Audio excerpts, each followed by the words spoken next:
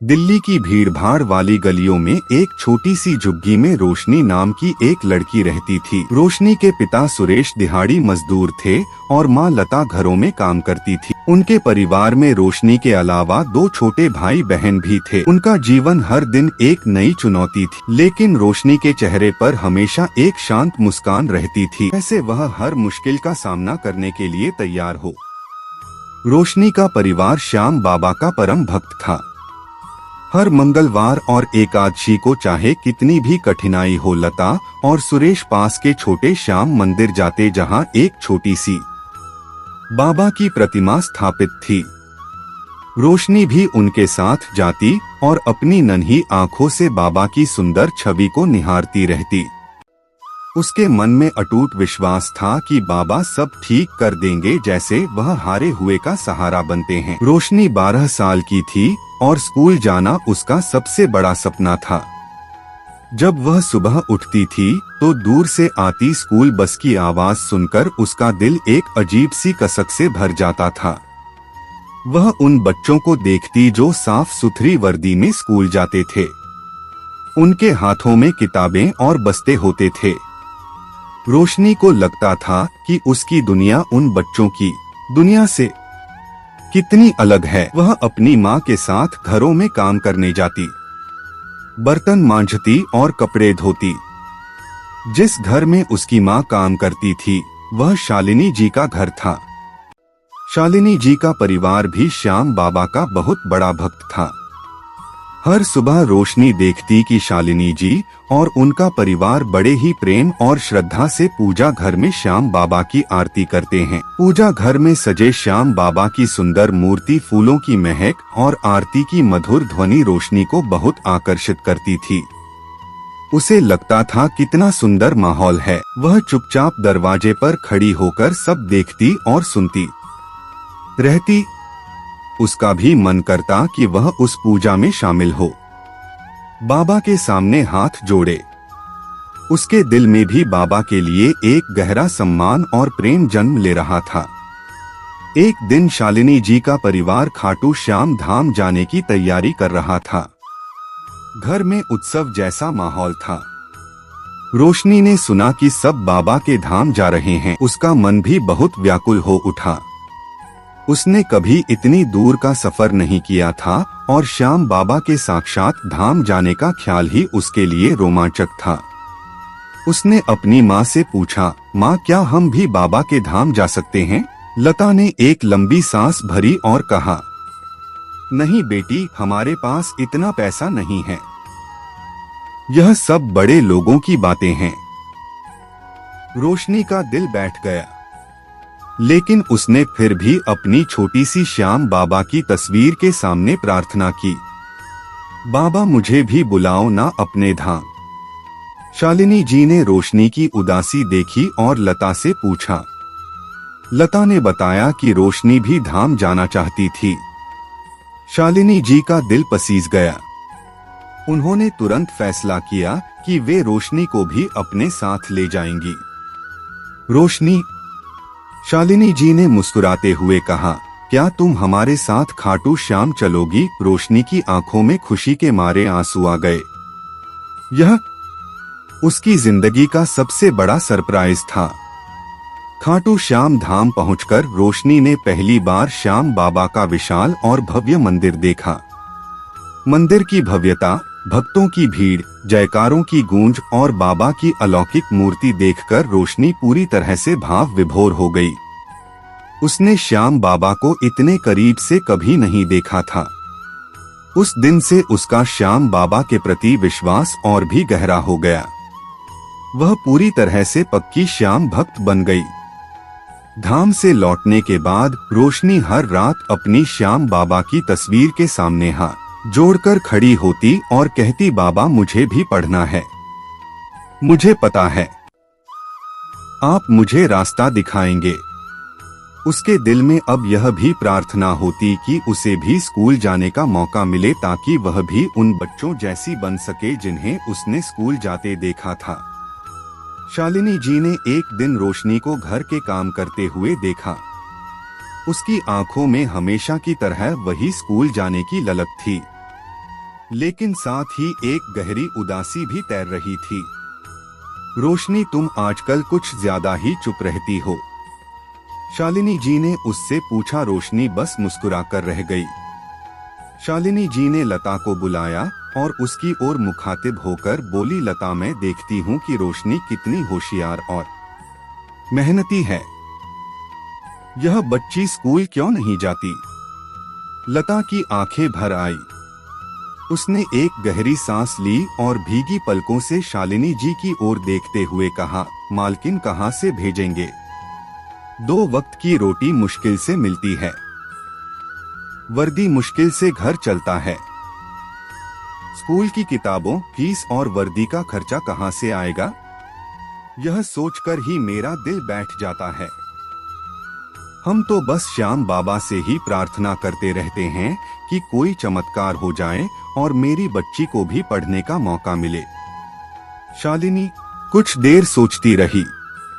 शाम को उन्होंने अपने पति से बात की। उन्होंने मिलकर फैसला किया कि वे रोशनी की पढ़ाई का खर्च उठाएंगे। अगले दिन जब लता और रोशनी काम पर आए तो शालिनी जी ने उन्हें यह खबर सुनाई।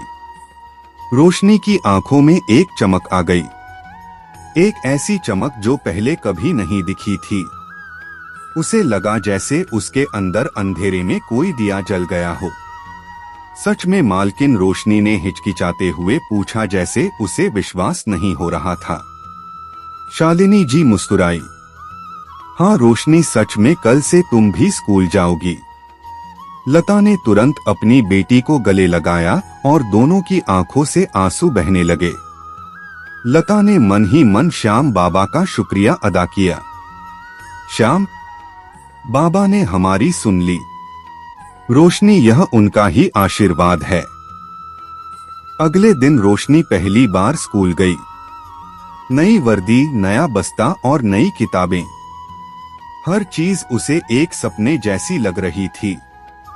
कक्षा में वह थोड़ी डरी हुई थी, लेकिन जब शिक्षिका ने उसे मुस्कुराकर बैठने के लिए कहा तो उसका डर थोड़ा कम हो गया। उसने अपनी पूरी लगन से पढ़ाई शुरू की। वह हर शब्द को ध्यान से सुनती, हर अक्षर को गौर से देखती। वह जानती थी कि यह मौका उसे बड़ी मुश्किल से मिला है और वह बेकार नहीं जाने देगी। हर सुबह स्कूल जाने से पहले वह अपनी श्याम बाबा की तस्वीर के सामने थोड़ी देर खड़ी होती, उनसे शक्ति और ज्ञान मांगती और फिर पूरे जोश के साथ पढ़ने जाती। समय बीतता गया। रोशनी ने कभी पीछे मुड़कर नहीं देखा। वह रात रात भर जागकर पढ़ती, अपने छोटे भाई बहनों को सुलाकर, कभी मोमबत्ती की रोशनी में तो कभी सड़क पर जलती स्ट्रीट लाइट के नीचे। उसके माता पिता और शालिनी जी उसकी प्रगति देखकर बहुत खुश होते थे। वह अपनी कक्षा में हमेशा अव्वल आती और उसके शिक्षक उसकी मेहनत और लगन की मिसाल देते। रोशनी जानती थी कि यह सिर्फ उसकी मेहनत नहीं बल्कि श्याम बाबा का हाथ है जो उसे हर कदम पर थामे हुए है। जब रोशनी ने जमीन की परीक्षा दी तो उसने पूरे जिले में टॉप किया। यह खबर सुनकर उसके माता पिता की आंखों में खुशी के आंसू थे। लता ने अपने घर के पास वाले श्याम मंदिर में जाकर बाबा का धन्यवाद किया और प्रसाद चढ़ाया। शालिनी जी को अपनी पहल पर गर्व था। रोशनी को कई कॉलेजों से स्कॉलरशिप के ऑफर आए। उसने साइंस स्ट्रीम चुनी और इंजीनियर बनने का फैसला किया। कॉलेज के दौरान भी उसने अपनी पढ़ाई जारी रखी। वह जानती थी यह सिर्फ उसकी मेहनत नहीं बल्कि उन सब लोगों का प्यार और विश्वास है जिसने उसे यहाँ तक पहुँचाया, और सबसे बढ़कर श्याम बाबा का आशीर्वाद जिनकी भक्ति ने उसे कभी हार मानने नहीं दी। 4 साल बाद रोशनी ने इंजीनियरिंग पूरी की और उसे एक बड़ी मल्टीनेशनल कंपनी में नौकरी मिल गई। जिस दिन उसने अपनी पहली सैलरी लाकर अपनी माँ के हाथों में रखी, वह क्षण उसके लिए सबसे अनमोल था। लता ने वह पैसे अपनी बेटी के सिर पर रखे और उसे गले लगा लिया। मेरी बेटी, तूने हमारा नाम रोशन कर दिया। लता ने रोते हुए कहा, यह सब श्याम बाबा की कृपा है।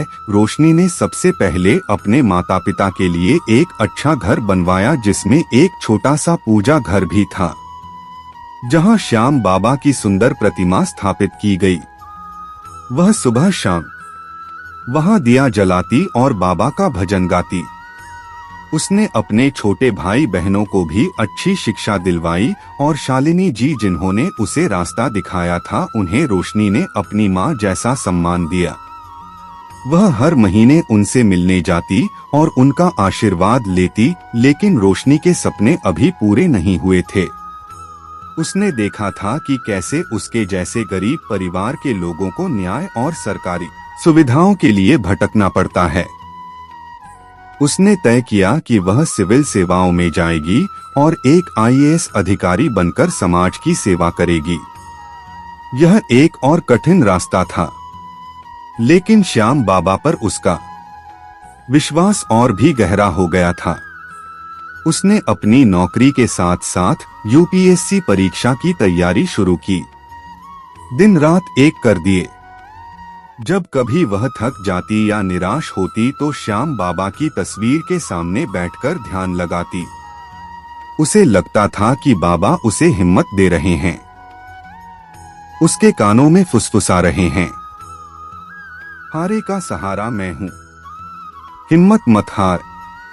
कई असफलताओं के बाद भी रोशनी ने हार नहीं मानी। तीसरी कोशिश में उसने यूपीएससी परीक्षा में पूरे देश में टॉप किया। यह खबर पूरे देश में फैल गई। एक झुग्गी से निकलकर घरों में बर्तन मांजने वाली रोशनी ने अपनी मेहनत और श्याम बाबा की भक्ति के दम पर देश की सबसे कठिन परीक्षा में सर्वोच्च स्थान हासिल किया था। उसके माता पिता की खुशी का ठिकाना नहीं था। पूरा गांव और झुग्गी बस्ती जश्न में डूब गई। शालिनी जी ने उसे गले लगाकर बधाई दी। उनकी आंखों में गर्व के आंसू थे। प्रशिक्षण के बाद रोशनी को उसके गृह राज्य के एक जिले का जिलाधिकारी डीएम बनाया गया। यह वही जिला था जहां उसकी झुग्गी थी, जहां उसने गरीबी और अभाव देखा था। जब वह पहली बार डीएम बनकर अपने ऑफिस पहुंची तो उसे अपने पुराने दिन याद आ गए। उसने सबसे पहले अपने जिले में शिक्षा और स्वास्थ्य के क्षेत्र में सुधार पर ध्यान दिया। उसने कई नए स्कूल खुलवाए, जहां गरीब बच्चों को मुफ्त शिक्षा और किताबें मिलती थी। उसने श्याम की रोशनी नाम की अपनी संस्था को और मजबूत किया, ताकि कोई भी बच्चा शिक्षा से वंचित न रहे। रोशनी आज एक सफल आईएएस अधिकारी थी, लेकिन वह कभी नहीं भूली कि वह कहां से आई है। वह नियमित रूप से अपने पुराने घर और झुग्गी बस्ती में जाती, लोगों से मिलती और उनकी समस्याएं सुनती। हर साल वह अपने माता पिता के साथ श्याम बाबा के मंदिर में जाती और वहां भंडारे का आयोजन करती। अपनी इस अविश्वसनीय यात्रा की परिणति के रूप में रोशनी ने अपने माता पिता और शालिनी जी के साथ रिंग्स से खाटू धाम तक की पैदल ध्वज यात्रा का संकल्प लिया। यह उसके श्याम बाबा के प्रति कृतज्ञता और अटूट भक्ति का प्रतीक था। हजारों भक्तों की भीड़ में रोशनी ने अपने हाथ में बाबा का निशान ध्वज थामे हुए हर कदम पर श्याम बाबा का जयकारा लगाते हुए यह यात्रा पूरी की। इस पद यात्रा के दौरान उसकी आंखों में खुशी और संतोष के आंसू थे। मंदिर पहुंचकर उसने बाबा के चरणों में अपना ध्वज समर्पित किया और सच्चे हृदय से उनका धन्यवाद किया। बाबा, आपने ही मुझे यह सब दिया है। मैं आजीवन आपके आशीर्वाद और सेवा के मार्ग पर चलती रहूंगी। वह हमेशा कहती, यह सिर्फ मेरी मेहनत नहीं बल्कि श्याम बाबा का असीम आशीर्वाद है जिसने मुझे यहाँ तक पहुँचाया है। वह हारे का सहारा है और मैं हमेशा उनके बताए रास्ते पर चलकर समाज की सेवा करती रहूंगी। रोशनी की कहानी उन सभी के लिए प्रेरणा बन गई जो सोचते थे कि गरीबी एक सपने को तोड़ने की ताकत रखती है। रोशनी ने साबित कर दिया कि अगर दिल में श्याम बाबा के प्रति अटूट भक्ति हो, लगन हो और कुछ नेक लोग सहारा दें तो अंधेरे से भरी राह भी रोशनी से जगमगा सकती है और एक छोटी सी झुग्गी में पलने वाला सपना देश की सबसे ऊंची कुर्सी तक पहुंच सकता है। ध्वज थामे हुए हर कदम पर श्याम बाबा का जयकारा लगाते हुए यह यात्रा पूरी की। इस पद यात्रा के दौरान उसकी आंखों में खुशी और संतोष के आंसू थे। मंदिर पहुंचकर उसने बाबा के चरणों में अपना ध्वज समर्पित किया और सच्चे हृदय से उनका धन्यवाद किया। बाबा, आपने ही मुझे यह सब दिया है। मैं आजीवन आपके आशीर्वाद और सेवा के मार्ग पर चलती रहूंगी।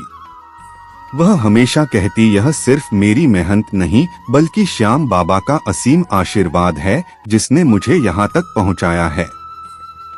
वह हारे का सहारा है और मैं हमेशा उनके बताए रास्ते पर चलकर समाज की सेवा करती रहूंगी। रोशनी की कहानी उन सभी के लिए प्रेरणा बन गई जो सोचते थे कि गरीबी एक सपने को तोड़ने की ताकत रखती है। रोशनी ने साबित कर दिया कि अगर दिल में श्याम बाबा के प्रति अटूट भक्ति हो, लगन हो और कुछ नेक लोग सहारा दें तो अंधेरे से भरी राह भी रोशनी से जगमगा सकती है और एक छोटी सी झुग्गी में पलने वाला सपना देश की सबसे ऊंची कुर्सी तक पहुंच सकता है।